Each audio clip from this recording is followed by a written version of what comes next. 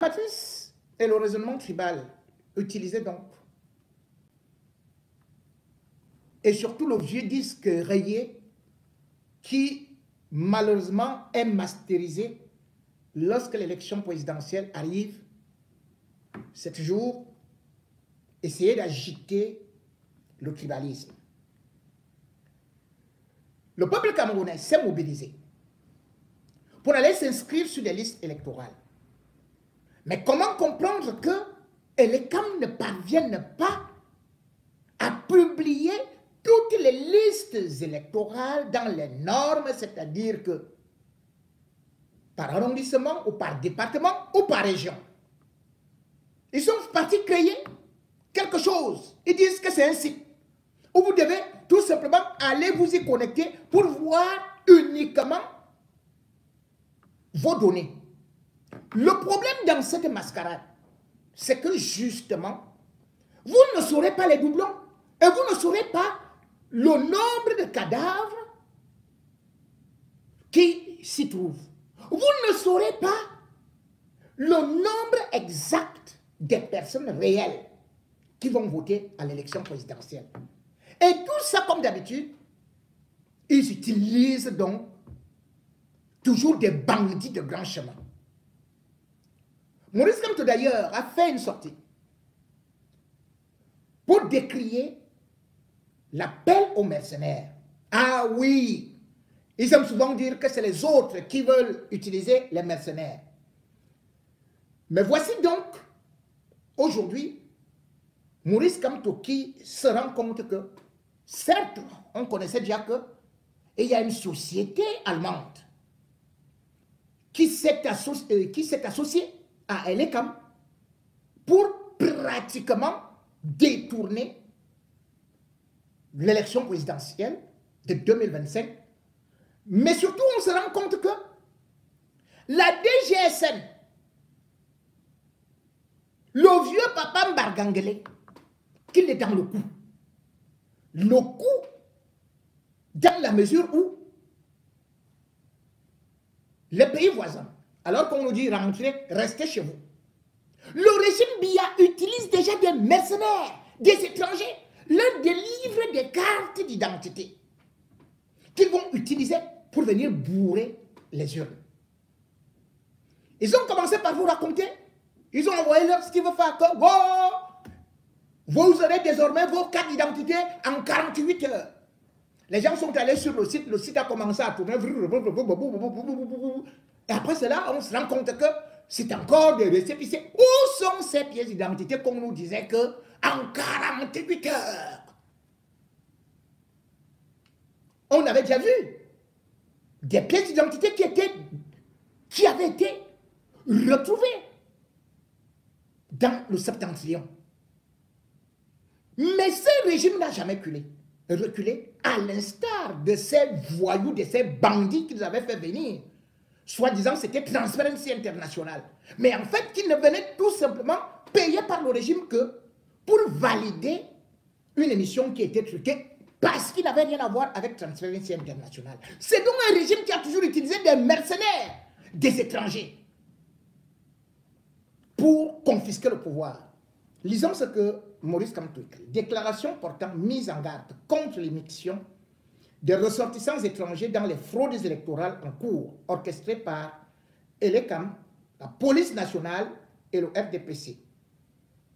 Il m'a été donné de constater qu'en plus de recourir à des citoyens camerounais pour organiser des fraudes électorales, dès la phase des inscriptions sur les listes électorales, le trio Elekam, Délégation générale de la Sûreté nationale, DGSN, et RDPC, fait désormais appel à des ressortissants étrangers résidant dans notre pays.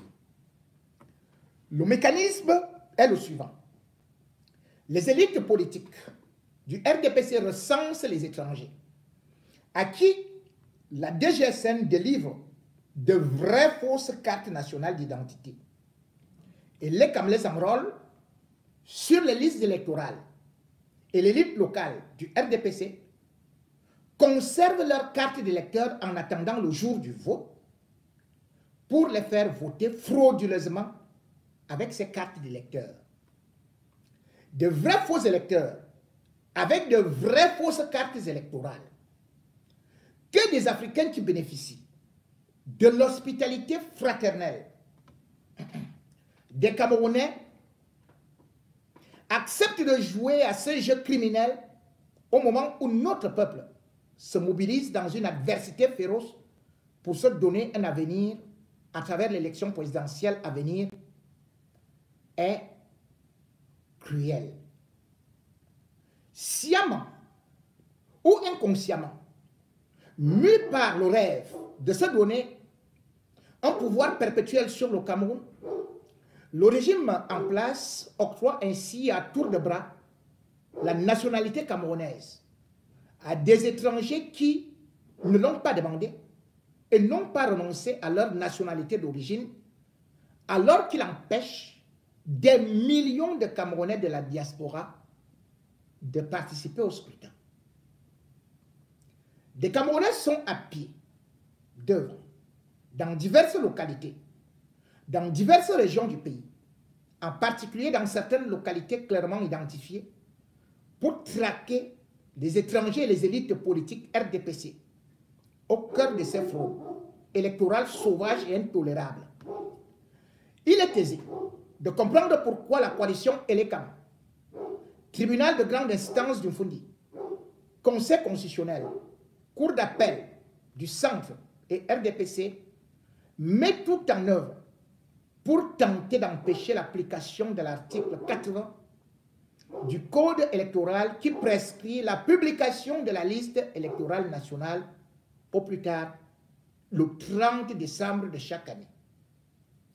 J'invite les représentations diplomatiques et consulaires des pays voisins du Cameroun à dissuader leurs ressortissants de prendre le risque de s'immiscer dans le processus électoral du Cameroun, leur pays d'accueil.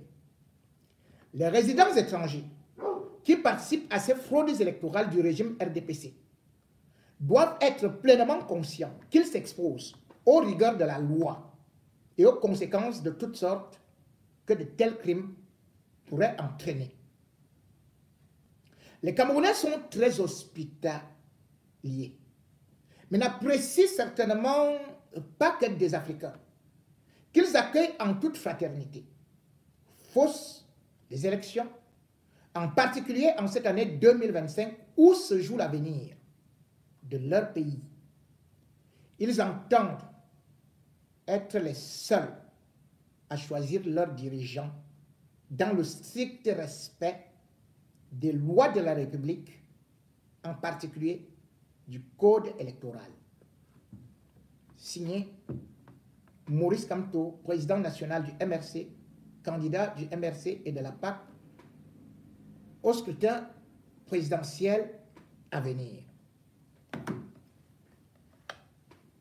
C'est une honte. 43 ans au pouvoir. Et vous partez recruter maintenant les étrangers alors que vous refusez la double nationalité. Et ils sont recrutés. Dernièrement, les étudiants affamés, ils ont été incapables de les payer. Ils les ont abandonnés dans un stade.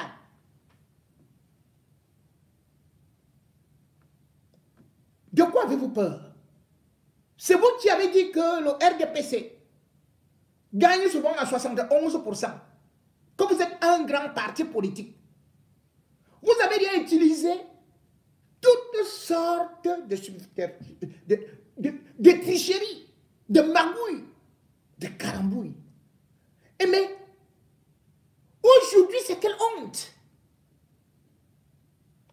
que vous partez prendre des gens à l'étranger. Alors que vous accusez les autres que, vous accusez les opposants qu'ils veulent vendre le pays à l'étranger.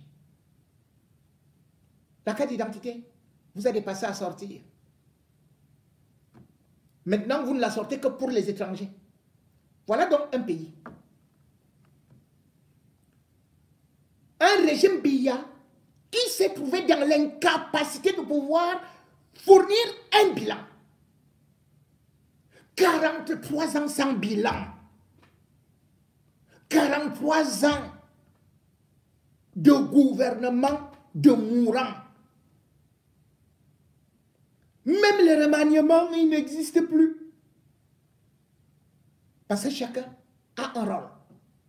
Et il doit rester là pour tricher dans son village.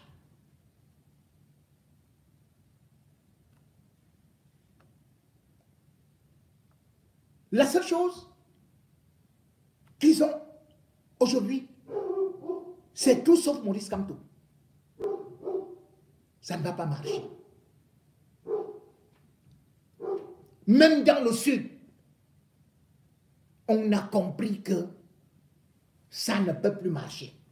Vous nous avez trop trompés dans le sud, dans le centre. Toutes les petites magouilles là ne vont pas marcher.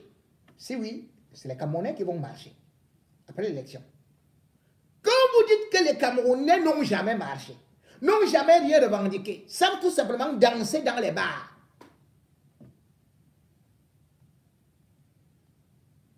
La mobilisation actuelle ne peut pas vous permettre de courir le risque.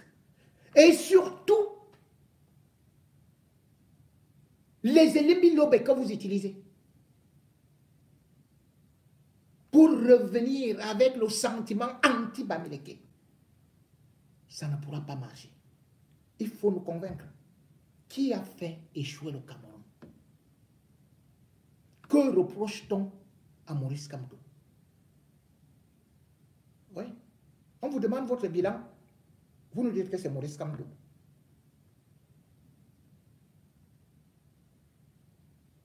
Mais aujourd'hui, ce n'est plus tout simplement un qui se lève, c'est plusieurs. Du centre au sud, de l'est à l'ouest. Et même les bouts de pur sang, vous avez vu le professeur Yono.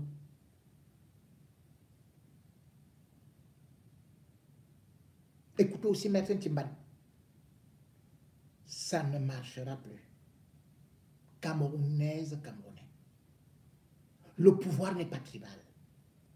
On veut un plan et surtout un programme politique. On veut des changements.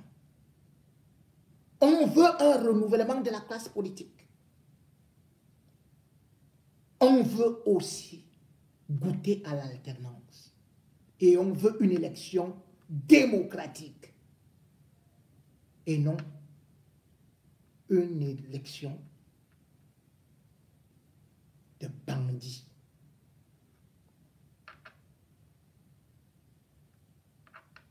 Et de racistes. Nous sommes à un moment critique de l'histoire de notre pays. Arrêtons les petites combines villageoises, tribales, ethniques, partisanes. Cherchons comment est-ce que ce pays, justement, peut prendre ce tournant. Beaucoup de gens sont des spectateurs inquiets par rapport à ce qui pourrait nous arriver. Je voudrais que nous leur enlevions cette inquiétude-là. Que par notre capacité à organiser une alternance démocratique au Cameroun, nous montrons que nous sommes une grande nation et un grand peuple. Pour le combattre, quel est le but? Quand vous posez la question pourquoi vous détestez Maurice Kamto, à un moment de réponse lacunaire, il a amené le tribalisme au Cameroun. Il a fait quoi? On dit qu'il a dit dans le conseil constitutionnel s'il y avait un concours pour être boulot. Mais de quoi parlez-vous? C'est un boulot qui parle. Vous avez compris ce qu'il voulait dire?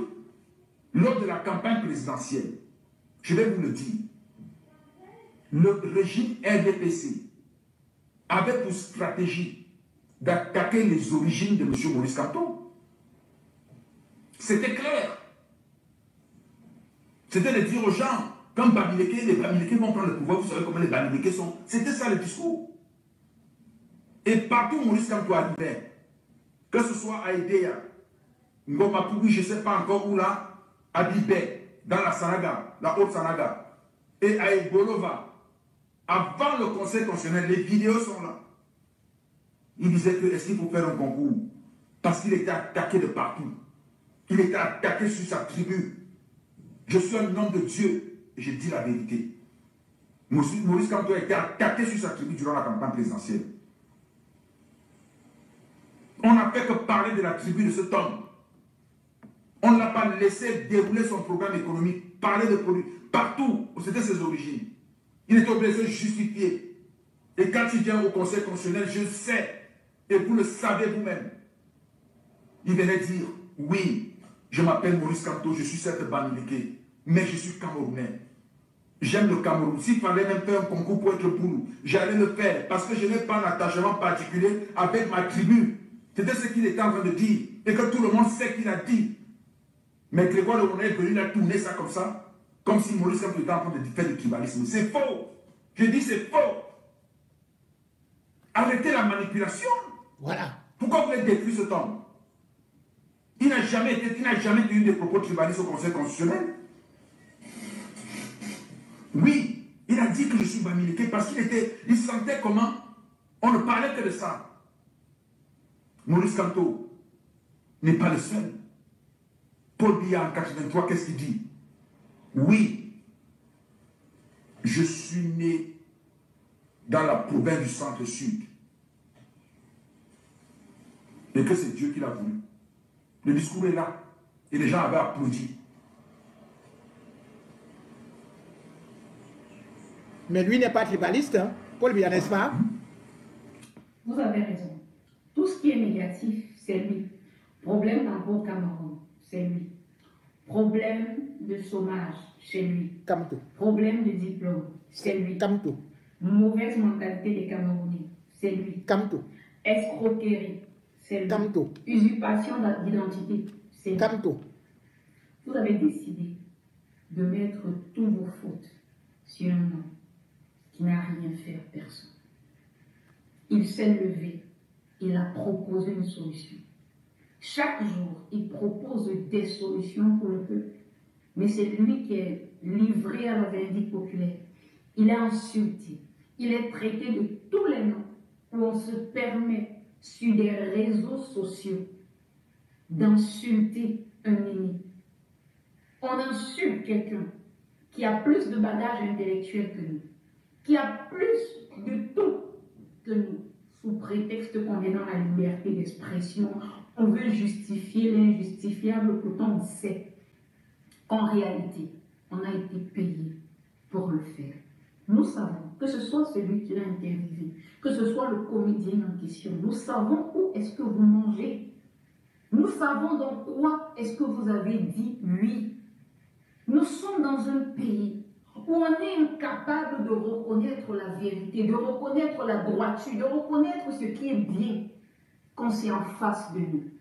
On dit oui, on est de l'opposition. Mais quelle est cette opposition où je choisis un certain candidat de l'opposition, ça ne me dérange pas. Mais je choisis le professeur Maurice Kamto, ça dérange.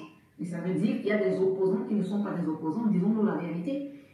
On a des opposants qui sont des pros de ce gouvernement et ils sont là simplement pour faire diversion. On se permet quoi dans ce pays? Comment est-ce que je peux, comme quelqu'un a dit, je suis quelqu'un avec ses enfants, sa femme à la maison, ses enfants font une bêtise, on prend le voisin, on le tape. Mais ça veut dire que ces enfants-là sont les enfants du voisin. Si vous acculez autant le professeur Maurice Kamto, c'est parce que vous-même vous reconnaissez qu'il a la solution. Vous-même vous reconnaissez qu'il a le génie pour résoudre les problèmes de ce pays. Mais parce qu'on ne veut pas que les problèmes de ce pays soient résolus, on doit créer tout un ensemble de choses pour lui mettre sur la tête. Je pensais que quelqu'un allait regarder cette vidéo et dire donc ce professeur subit autant d'injustices depuis des années. Comment on fait pour te nommer vice-doyen quand il n'y a pas de doyen? Non, personne ne s'indigne. C'est normal. Mais on va venir tourner en cycle et dire c'est la comédie. Quelle comédie? Non, je fais la comédie devant X, devant madame telle, je suis un comédien, c'est comme ça que je fais. Devant qui? Vous faites semblant de vous opposer parce que vous avez déjà mangé.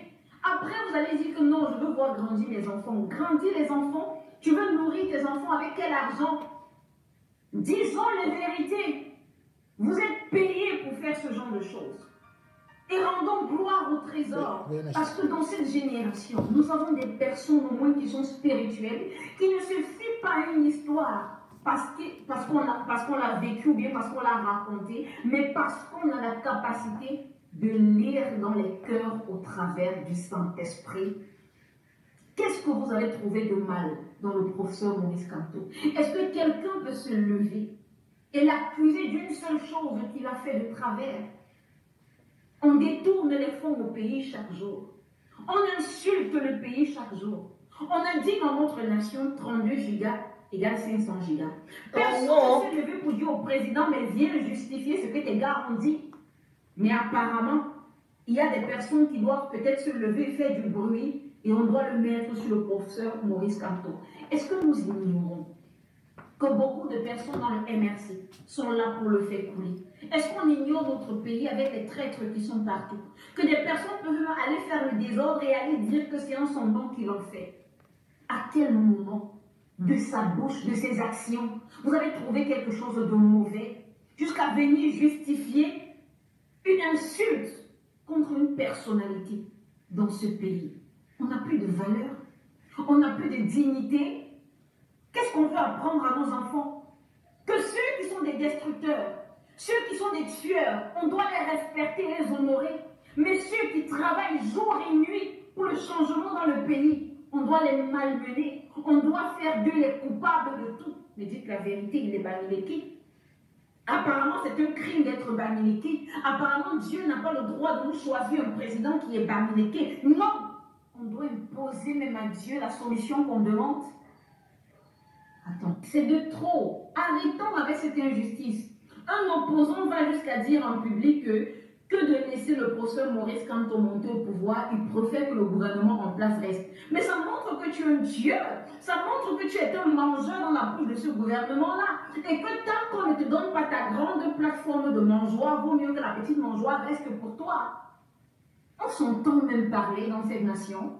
On s'entend même parler dans ce pays. On est allé à l'école pourquoi? Pour défendre la sottise et la bêtise.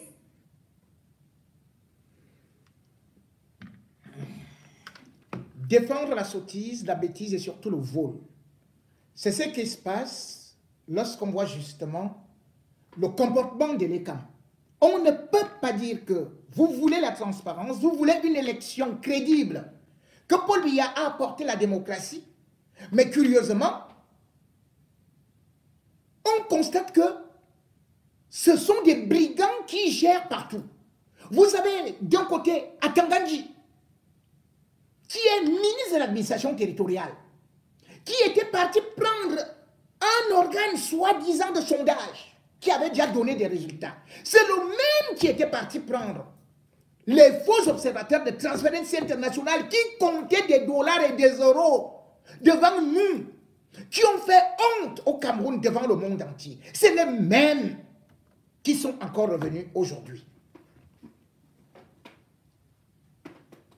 Les voilà qui sont là. Ils sont recrutés.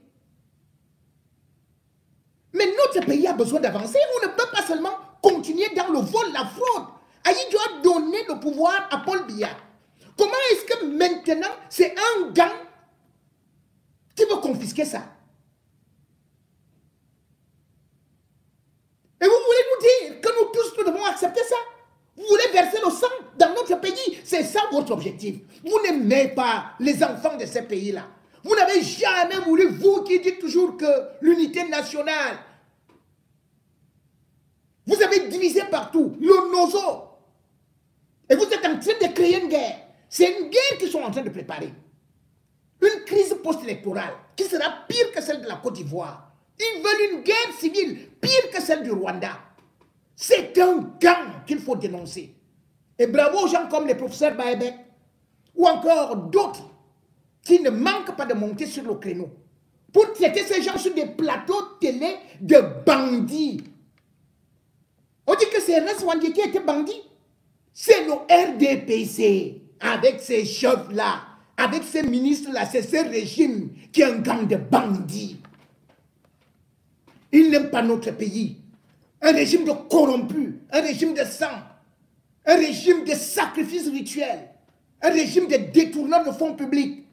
Un régime qui n'a pas honte de nous présenter des chômeurs venus de tous les pays, soi-disant Transparency International. Mais vous n'allez pas nous imposer de vous aimer et de détester ceux qui sont compétents. Ceux qui ne sont pas dans votre gant. Soyez... Vous avez fait fort. Non, professeur, vraiment. Vous avez fait l'intolérable, l'inimaginable.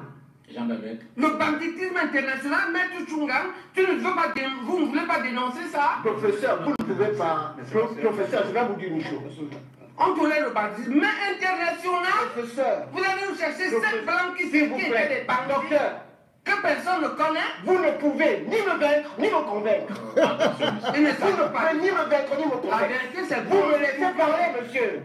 Maître Pence, soyez démocrate. Soyez démocrate. Démocratie avec les grands bandits. Non, jamais. Moi, je ne vous ai pas insulté. Hein. Vous mettez à insulter les avocats, vous faites ce qu'on appelle un parjure. Et deuxièmement, c'est une faute disciplinaire. C'est un parjure de vous dire que vous êtes avec un excusez-moi, je ne vous ai pas coupé. Vous allez chercher 7 partenaires internationaux. Vous venez crédibiliser les élections et vous voulez donner des leçons, Maître Pence. Excusez-moi, professeur. Je suis en train de parler du droit. Je suis en train de parler du droit. Je ne suis pas... Avant le droit, il y a la logique, Maître Pence. Je ne suis pas dans votre chamaillerie. Vous avez dit tout à l'heure des choses et je ne vous ai pas coupé. Je ne sais pas de quel UPC vous êtes, peut-être Codop, peut-être G20, je ne sais pas tout. Il faudrait peut-être nous classer. Vous êtes le RDPC de 7 bandits. Je n'aime pas. Monsieur, respectez-moi comme je vous respecte. Ok? Alors vous me laissez parler. Vous voulez savoir de quel UPC je suis. Après, vous n'allez pas. Après, vous prenez la parole. Alors, laissez-moi terminer. Pas de l'UPC. Taisez-vous pour l'UPC. Non, je ne me tais pas. On n'attaque pas l'UPC. Non, monsieur. Soyez pas nerveux. Ne parlez pas de l'UPC. Soyez pas nerveux. On est parti dans cette élection étant déchiré, un peu plus déchiré. On en sort déchiqueté. C'est pire. Vous comprenez la construction. L'un des acteurs principaux, c'est d'abord le RDPC doit se rendre compte que non, il n'a pas la liberté d'apporter 7 bandits internationaux qui vont approuver ce qu'il fait. Non, le RDPC n'a pas le droit de bourrer les urnes jusqu'au dans le bureau de vote où a voté le président de la République. Même pas, il ne respecte même pas l'institution. Non, le RDPC n'a pas raison de falsifier les procès-verbaux.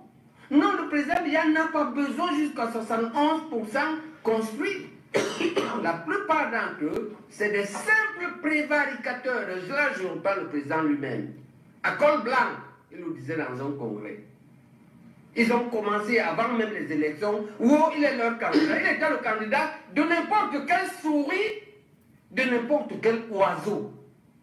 On peut tolérer le président comme ça. On ne parle plus de cette affaire, on évoque ça simplement s'il y a problème. Mais à lui maintenant, il faut qu'il se débarrasse de cette racaille, ce que lui m'a appelé les prévaricateurs à col blanc. Ces gens qui sont capables de vous détourner 500 000 ordinateurs, quelle excellente idée! Mais regardez ce que l'idée est devenue. On leur a vendu des jouets. On ne va pas les citer, parce que ça fait mal de citer ceux qui font mal. On peut citer que ceux qui sont bien, c'est courtois. Ok? Donc le président peut faire un gouvernement avec des gens, on va dire, les moins mauvais. Le RDPC ne peut pas faire que le président donne 500 000 ordinateurs aux étudiants, quand il les détourne, le secrétaire général ne dit rien.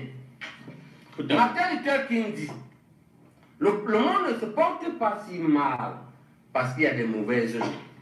Ce qui fait problème dans le monde, c'est ceux qui ne disent rien contre ces gens-là qui font du mal. Merci Jean-Marie. Le RDPC ne peut pas continuer à être un refuge de la grande délinquance. Au lieu de nous diviser, il faut nous unir. Je crois que c'est ça qui est... On ne peut pas s'unir avec vous. Non, mais ça ne vous regarde pas. Nous avons gagné. On ne peut pas s'unir avec des bandits internationaux. Non, professeur, soyez... Vous avez fait fort. Non, professeur, vraiment. Vous avez fait l'intolérable, l'inimaginable. Le banditisme international, Maître Chungam, vous ne voulez pas dénoncer ça? Professeur, vous ne pouvez pas... Professeur, je vais vous dire une chose. On tolère le banditisme, mais international, vous allez nous chercher 7 blancs qui sont des bandits que personne ne connaît. Vous ne pouvez ni me vaincre, ni me convaincre. Attention, monsieur. Vous ne pouvez ni me vaincre, ni me convaincre. La vérité, c'est vous me laissez parler, monsieur. Maître Pen, soyez démocrate. Démocratie avec les grands bandits. Non, jamais. Moi, je ne vous ai pas insulté. Hein. Ce que je voulais dire ici, le président de la République a posé, il les connaît. Et qui fait pour l'électoral. Allez, on y va maintenant. Nous assistons de cet acte de droit. Permettez que d'emblée je restitue le jeu et l'enjeu de ce à quoi nous assistons à l'heure actuelle. Parce que comme il faut le dire vraiment et dans un style très véridique, nous vivons une situation qui nous met mal à l'aise, nous autres juristes. Pourquoi est-ce que je le dis? Pour une raison très simple. Au-delà du déroulement des événements juridiques, j'ai la forte sensation que c'est la politique qui prend le pas sur le droit. La raison est la suivante. L'article 80 du Code électoral fait obligation, et on ne transige pas là-dessus, au directeur d'élection Cameroun de publier au 30 décembre, la fin de l'année, la liste électorale nationale. Où est la liste électorale nationale? Ne s'exécute pas. Cela tient à quoi? Cela tient tout simplement à ce que vous avez autour dans notre environnement des gens qui veulent se maintenir au pouvoir éternellement, aux grandes dames du choix souverain des électeurs. Voilà le fil des événements. Voilà ce à quoi nous assistons. Il n'est pas normal que la loi fasse obligation à une autorité administrative, fût-elle indépendante, de publier à une date bien déterminée la liste électorale nationale et qu'elle ne le fasse pas. Pourquoi est-ce qu'il faut expliquer aux Camerounais pourquoi est-ce qu'on ne veut pas le faire? Parce que voyez-vous, je le dis assez clairement, pour avoir questionné au plan du droit des problématiques électorales, le pouvoir en place est toujours maintenu par la fraude. Voilà. Les Camerounais de plus en plus conscients s'inscrivent sur les listes électorales, ont appris à surveiller leur vote pour des besoins de transparence électorale. Publier une liste électorale nationale permet de régler 3 questions de transparence. Écoutez. D'abord, se rassurer qu'avec son inscription sur la liste électorale, son récépissé, son nom figure. Se rassurer qu'il n'y a pas de doublons, parce que dans la pratique électorale, on se retrouve souvent avec une seule personne qui se retrouve inscrite 5, 6, 10 fois, voilà. Ce qui est déjà une préparation de la fraude. Et pire, nous retrouvons dans les listes électorales des décédés qui votent pourtant. En résumé, sous le bénéfice de ce qui précède, la publication d'une liste électorale nationale permet d'endiguer le phénomène décrié qu'est la préparation de la fraude électorale. Voilà donc planter le décor. Maintenant, sur la décision que vous avez évoquée, il faut dire que s'agissant de l'arrêt de la Cour d'appel, le MRC avait demandé au juge que l'on fasse obligation à Elecam de publier la liste électorale nationale. Le juge a déclaré son incompétence, se fondant sur le fait que sa compétence, tirée de l'article 421 du Code électoral, le situe à une phase post-publication de la liste pour vérifier les omissions, les doublons et autres erreurs. C'est la solution que le juge a adoptée. Mais moi, j'aurais pu penser autrement. J'aurais pu penser autrement si j'avais été à la place du juge. J'aurais pu faire droit à la requête du RMC pour du MRS et pour 2 raisons fondamentales. Déjà, il y a l'article 50 de la Constitution qui dispose clairement, alinéa 1, que les décisions prises par le Conseil constitutionnel s'imposent à toutes les autorités juridictionnelles. Et on sait que le Conseil constitutionnel, le 21 janvier 2025, avait déjà donné une indication, parce que saisi pour la même cause par les MRC, le Conseil constitutionnel s'est déclaré indépendant et a indiqué dans sa motivation qu'il fallait que le plaignant aille mieux se pourvoir dans une procédure à double détente, d'abord en saisissant le Conseil électoral et en cas de rejet, la Cour d'appel compétente. Pourquoi ne non pas respecter la décision du Conseil constitutionnel? Il fallait le faire. C'est l'une des pistes qu'on aurait pu suggérer. Au juge de la Cour d'appel. Maintenant, ce que le juge de la Cour d'appel a fait est révélateur de ce que moi j'appelle, à mon sens, le déni de justice. Parce que le déni de justice ne se résume pas uniquement à vider la saisine pour quelques questions de forme. Quand on va vers le juge, on lui pose une question de fond. En l'occurrence, c'est laquelle? Demander, ordonner au directeur d'Élections Cameroun de publier la liste électorale nationale pour des questions de transparence. Lorsque la question de fond n'est pas réglée, il y a déni de justice. Il y a d'autant plus déni de justice que déjà en amont, le 21 janvier 2025, le Conseil constitutionnel s'était déclaré incompétent. Maintenant, la Cour d'appel se déclare incompétent. Alors, finalement, la question, qui est compétent? Vous voyez, nous sommes dans une situation d'inconfort institutionnel. Et cela procède de ce que, comme je l'ai dit tout à l'heure, le système est verrouillé. La transparence électorale n'est pas à l'ordre du jour. Il faut tout faire pour que l'élite au pouvoir se maintienne en fonction. Voilà.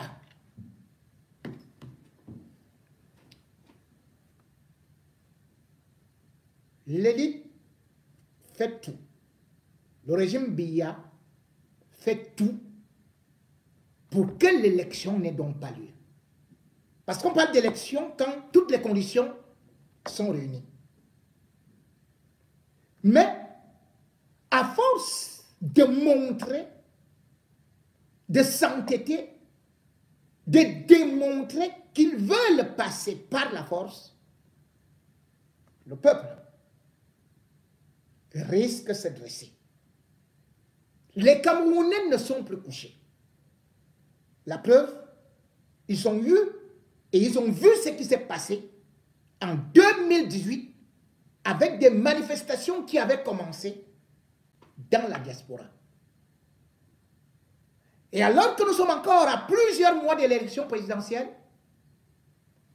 eh bien, ça a déjà commencé encore à chauffer dans la diaspora et ça ne va pas s'arrêter là, ça va traverser les frontières. Quand il y a une inondation chez le voisin, fais quoi, ça finit par traverser les murs et arriver chez soi.